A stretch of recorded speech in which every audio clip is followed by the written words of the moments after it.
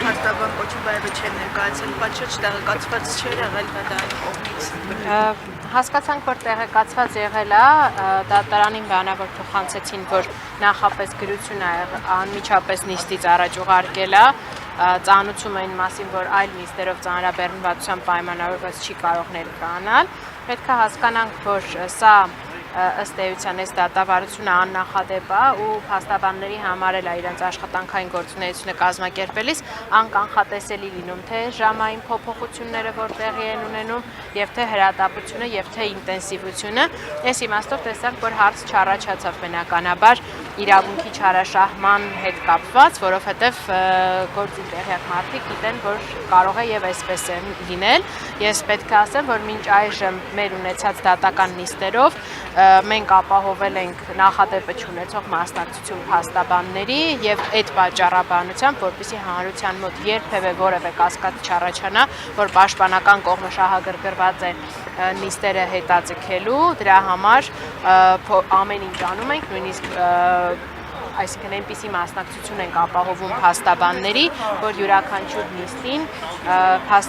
մեղադրյալները, արդարները գոնե մեկ պաշտպանով ապահովված լինեն։ Տիկին Սողոյան, ինչի մասին է խոսում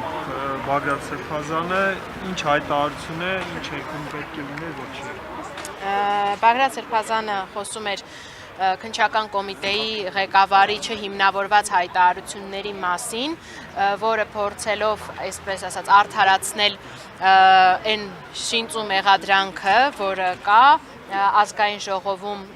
հարց ու պատասխանի ժամանակ հղում է կատարել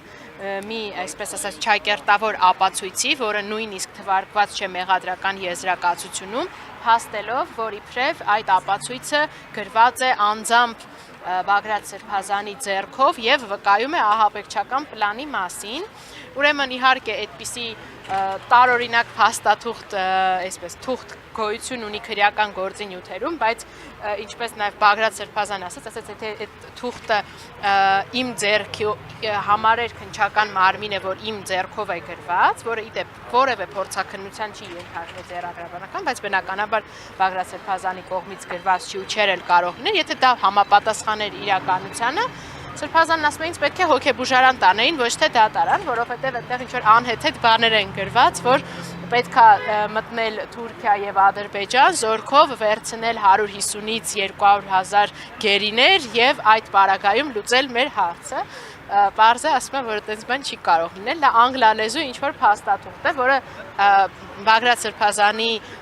կեցավայրի խուզարկությամբ հայտնաբերվել է ու հայտնաբերվել է ինչ-որ բացիկների տրցակից, որ նույնիսկ հայտնի էլ չի, թե ինչպես է այդտեղ հայտնվել, ու որպեսզի իրադրությունն էլ մի քիչ հանրության համար հասկանալ լինի, բացատրեմ նաև դրա մասին Լիդիան էլ է խոսել, դուք հասկանում եք, որ 24 թվականին այդ ալիքի ժամանակ Իրանցից Երևան հասնելու, երբ որ ժողովուրդը համախմբվել էր եւ այլն շատ մեծ արձագանք է ստացել, հարյուրավոր, հազարավոր մարդիկ մոտեցել են Սրբազանին կամ Սրբազան պայքարի աջակիցներին, փոխանցել են ինչ-որ թղթեր, ասել են սա է Հայաստանի փրկության պլանը, ամեն մեկը իր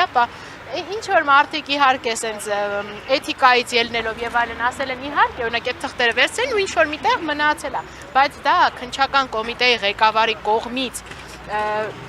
բանում ազգային ժողովում հայտարարել, որ Բագրատ Սրբազանի ձեռքով է գրված, իհարկե անհեթեթություն է ու իհարկե մենք չենք կարող պատկերացնել ամենավատ երազում, որ մենք կհայտնվենք մի այնպիսի պետականության ստրուկտուրայում, որտեղ քննչական կոմիտեի ղեկավարը կարող է այդպիսի հայտարարություններ, նույնիսկ իր ենթակայության գտնվող քննիչները չեն գոնե, չասեմ խիզախել, բայց տրամաբանությունը չի ներեն, որպեսզի այդ, այսպես ասած, ապացույցը դնեն մեղադրական եզրակացության հիմքում։ Ինչու է նման հայտարարություններ անել, թող դատի հասարակությունը։ Այս գործը անջատված մաս ունի, որի շրջանակներում ազգային ժողովի պատգամավորներից Գարդիկ Դանիելյանը եւ Իշխան Սաղաթելյանը եւս հարցաքննվեցին օրեր առաջ, ինչ անջատված մասին է խոսքը ու առհասարակ նրանք ինչ կապ ունեն այս գործի հետ։ Ուրեմն այս գործը համարվում է ընդհանուր այդ հարուցված ահաբեկչության եւ իշխանությունը զավթելու նախապատրաստության ընդհանուր գործից անջատված մաս, այսինքն իբրև թե գործը շարունակում է քննվել, քանի որ ողջամիտ հարց կարող է առաջանալ, եթե մեղադրական եզրակացությունում նշված է, որ պետք է հավաքագրվեին կամ հավաքագրվել էին 2000-ից ավել անձինք, ովքեր պետք է մասնակից լինեին այդ հարվածային խմբերում, ուր են այդ 2000 անձինք, քննչական կոմիտեն ասում է դե գիտեք ինչ կա, քանի մենք շարունակում ենք դեռևս փնտրել եւ քննություն իրականացնել, բացահայտելու այդ ամբողջ շղթան, թե որտեղից է եկել ֆինանսավորումը եւ այլն եւ այլն։ Բայց քանի որ այս 18 հոգու մասով արդեն իսկ ապացույցները ավելի քան բավարար էր իրենց մեղադրանքը առաջադրելու, մենք իրենց մասով ուղարկել ենք դատարան, իսկ ընդհանուր գործը շարունակում ենք քննել։ Ես արդեն իսկ շատ բացեիբաց հայտարարում եմ ու բնականաբար բարձր է, որ փորձում են նաև ինչպես քննչական կոմիտեի ղեկավարն է ասել, փորձեր գտնել սրբազան պայքարի ֆինանսավորման թելերը, կապեր ինչ-որ այլ քրեական գործերին, որոնք հաճո են իշխանական քարոզչությանը, բայց ձախողում են։ Այս հարցաքննություններով մի կողմից կարիք ունեն իմիտացիա ստեղծելու, որ այդ պայքարը շարունակում է ճակերտավոր հակաահաբեկչական, մյուս կողմից այդ վախը սերմանել ամեն մեկի մոտ գցել այդ կասկածը, որ եթե ինձ կանչում են այս պարագայում թեև որպես վկա հարցաքննության հաջորդ պահին կարող է իմ կարգավիճակը փոխվել, նաև որոշակի իմաստով վախեցնող ազդեցություն ունի եւ նաեւ ցույց տալու հետո հաջորդիվ